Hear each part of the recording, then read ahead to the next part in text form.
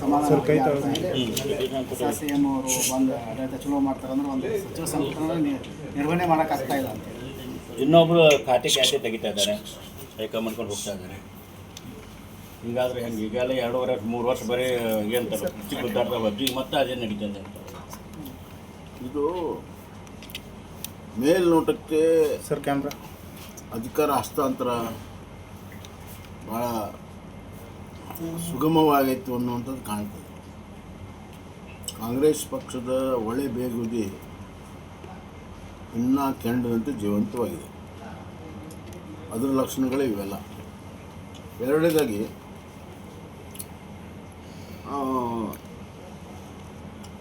ಸಿದ್ದರಾಮಯ್ಯ ಅವರನ್ನು ಅಕ್ಸೆಪ್ಟ್ ಮಾಡ್ದಂಗೆ ಇನ್ನೂ ಈ ಮುಖ್ಯಮಂತ್ರಿನ ಕಾಂಗ್ರೆಸ್ನಲ್ಲಿ ಒಳಗಡೆ ಮಂತ್ರಿಗಳಿರ್ಬೋದು MLAಗಳು ಅಕ್ಸೆಪ್ಟ್ ಮಾಡಿಲ್ಲ.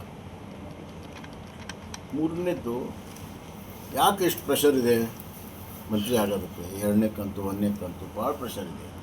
ಯಾಕಿದೆ ಅಂದರೆ ಅವ್ರಿಗೆ ಗೊತ್ತಿದೆ 2028ಕ್ಕೆ ಕಾಂಗ್ರೆಸ್ ಬರೋದಿಲ್ಲ, ಎಲ್ಲರೂ ಗೊತ್ತಿದೆ ಅವ್ರಿಗೆ. ಹೀಗಾಗಿ ಏನಾರಾದರೂ ಈಗ ಆಗಬೇಕು, ಮುಂದೆ ಆಗೋದಿಲ್ಲ. ಹೀಗಾಗಿ ಭಾಳ ಸಮಸ್ಯೆ ಇದೆ. ಈ ಸವಾಲುಗಳು ರಾಜಕೀಯವಾಗಿ ಸ್ಥಿರವಾಗಿದ್ದರೆ ಮಾತ್ರ ಆಡಳಿತ ಒಳ್ಳೇದು ಕೊಡೋಕ್ಕೆ ಸಾಧ್ಯ. ರಾಜಕೀಯ ಸ್ಥಿರತೆ ಇಲ್ಲದೆ ಒಳ್ಳೆ ಆಡಳಿತ ಕೊಡೋಕ್ಕೆ ಸಾಧ್ಯ ಇಲ್ಲ. ಹೀಗಾಗಿ ಈ ರಾಜಕೀಯ ಸವಾಲನ್ನು ಯಾವ ರೀತಿ ಶಿವಕುಮಾರ್ ಅವರು ನಿಭಾಯಿಸ್ತಾರೆ ಅನ್ನೋದು ಕಾದು ನೋಡಬೇಕು. ಟ್ರಬಲ್ ಶೂಟರ್ ಅಂತಾರೆ. ಈಗ ಸದ್ಯಕ್ಕೆ ಟ್ರಬಲ್ ಆಗಿರುವಂಥ ಸಂದರ್ಭದಲ್ಲಿ ಬೇರೆ ಯಾರೂ ಶೂಟರ್ ಇಲ್ಲ.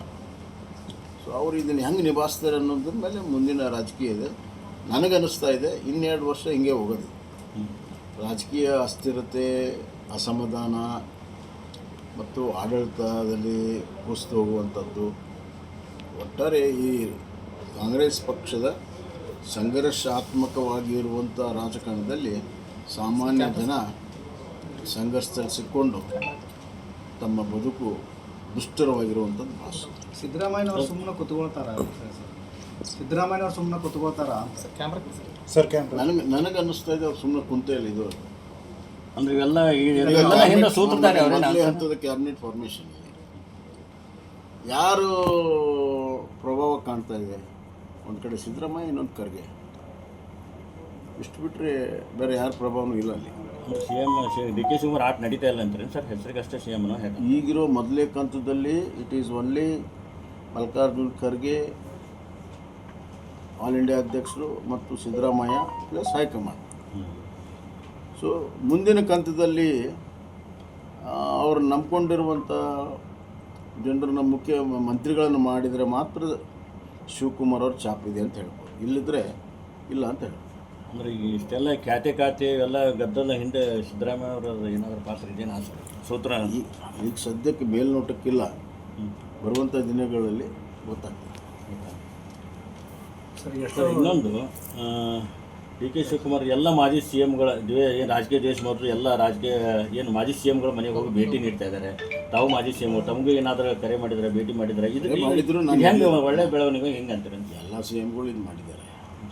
ಕುಮಾರಸ್ವಾಮಿ ಅವ್ರಿಗೆ ಭೇಟಿ ಆಗ್ತಾರೋ ಇಲ್ಲೋ ಅನ್ನೋ ಒಂದು ಚರ್ಚೆ ನಡೆದಿದೆ. ಗೊತ್ತಿಲ್ಲ ನನಗೆ ಅವ್ರದ್ದು. ಆದರೆ ನನಗೆ ಅವ್ರ ಸಿಬ್ಬಂದಿ ಫೋನ್, ನಾನು ಇಲ್ಲಿದ್ದೆ, ಅದರಿಂದ ಹುಬ್ಬಳ್ಳಿ ಹಾವೇರಿಯಲ್ಲಿದ್ದೆ, ಅದರಿಂದ ನಿಮಗೂ ಕಾಲ್ ಬಂದಿತ್ತು ಸರ್.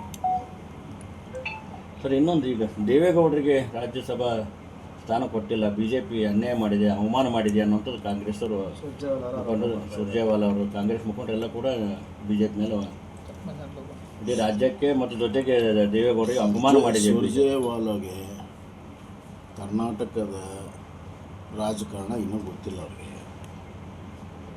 ಮತ್ತು ಕೆಲವು ಜಾಣ ಮರವು ಇದೆ. ಪ್ರಧಾನಮಂತ್ರಿ ಸ್ಥಾನದಿಂದ ಇಳಿಸಿರುವಂಥದ್ದು ಕಾಂಗ್ರೆಸ್ ದೇವೇಗೌಡರನ್ನ, ಅದಕ್ಕಿಂತ ದೊಡ್ಡ ಅವಮಾನ ಇನ್ನೊಂದಿಲ್ಲ. ಮತ್ತು 2 ಸತಿ ಕುಮಾರಸ್ವಾಮಿ. ಹೆಚ್ಚಿನ ವಿಡಿಯೋಗಳಿಗೆ ಪ್ರತಿಧ್ವನಿ ಯೂಟ್ಯೂಬ್ ಚಾನೆಲ್ ಸಬ್ಸ್ಕ್ರೈಬ್ ಮಾಡಿ, ಬೆಲ್ ಐಕಾನ್ ಕ್ಲಿಕ್ ಮಾಡಿ.